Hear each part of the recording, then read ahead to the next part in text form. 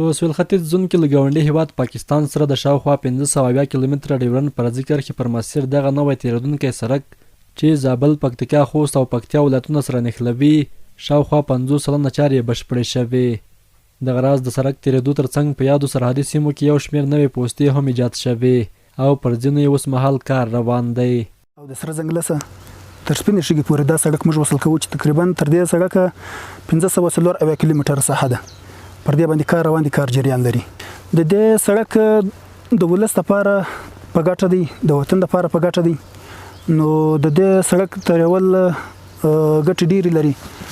نو ځکه چې امارت مشرتابه ودې ته ډېر توجه ورکړې ده، موږ ته د کار په لاس راکړی دی، موږ په خدمت کې لګیا یو او کار مو روان کړی دی.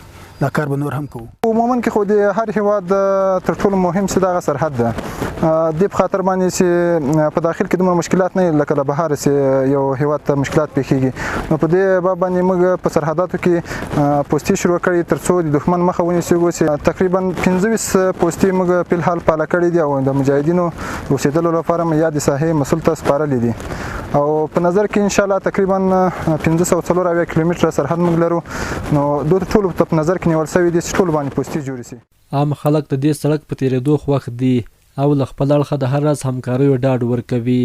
چې دا سړک تیریږي، پوستې جوړیږي، د پوستې خو د ملک دفاع دی، د سیمې دفاع دی.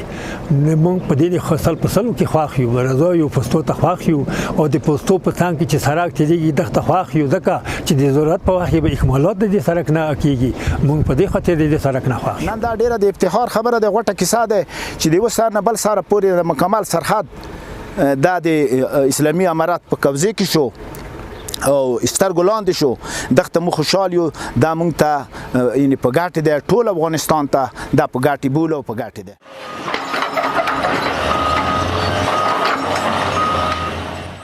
د ډیورنډ فرضي کرښې ته څیرمه د نوي تیریدونکي سړک ترڅنګ د ملي دفاع وزارت لخوا د همدې سرحدي سیمه کې ځینې نوې پوستې هم ایجاد شوې دي.